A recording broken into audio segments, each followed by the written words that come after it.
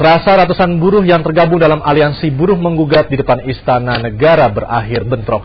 Keributan antara pengunjuk rasa dengan polisi terjadi setelah massa dilarang menggelar orasi di depan Istana Negara. Bentrokan massa aliansi buruh menggugat dengan polisi pecah saat para buruh dilarang berorasi di depan Istana Negara. Untungnya kedua belah pihak bisa menahan diri sehingga tidak jatuh korban. Ketegangan antara polisi dengan ratusan buruh bermula saat para pengunjuk rasa dilarang memakai seluruh badan jalan. Dan ketika para buruh tiba di depan istana, polisi kembali melarang buruh menyuarakan tuntutan agar pemerintah membatalkan peraturan bersama 4 menteri. Alasannya kebijakan pemerintah hanya menguntungkan pihak pengusaha, karena mereka bisa seenaknya menentukan upah buruh tanpa adanya kontrol dari pemerintah. Hal ini juga akan mempersulit kondisi buruh. Baku mulut antara pengunjuk rasa dengan polisi tidak terelakkan saat ratusan buruh yang tergabung dalam Serikat Buruh Makassar memblokade jalan utama di depan kantor Gubernur Sulawesi Selatan. Bentrokan dapat dihindari setelah para buruh mengalihkan aksinya ke kantor gubernur. Dalam aksinya, para buruh menolak surat keputusan 4 menteri, khususnya pasal yang menyatakan pemerintah tak berhak mengatur upah buruh, tetapi oleh perusahaan.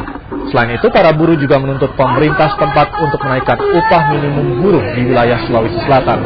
Alasannya, harga kebutuhan sembako telah naik.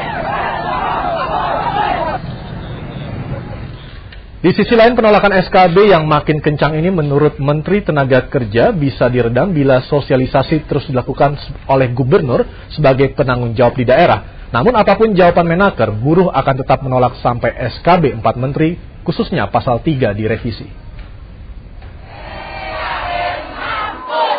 Pasal 3 SKB 4 Menteri yang mengatur kenaikan upah tidak melebihi angka pertumbuhan ekonomi nasional sampai hari ini masih mengganjal di hati buruh. Kesimpulannya, buruh tetap menolak karena pasal ini akan menjadi senjata pengusaha menaikkan upah seenaknya, padahal industri mampu menaikkan upah buruh di atas angka pertumbuhan ekonomi nasional.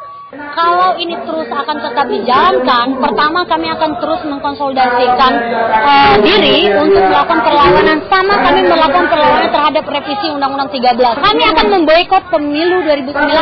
Hal senada juga diungkapkan Presiden Organisasi Pekerja Seluruh Indonesia. Kontroversi SKB 4 Menteri, pemerintah terkesan lepas tangan dan tidak ada niatan untuk meningkatkan daya beli.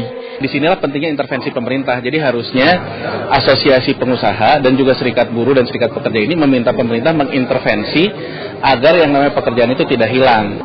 Penolakan yang makin kencang ini menurut Menaker Erman Suparno sebaiknya tidak dilakukan.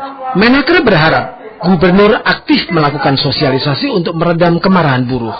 Pak Gubernur ini menentukan ini berbicara lah dengan Dewan Pengupahan, juga dengan perusahaan yang terkait dan juga dengan pekerjanya.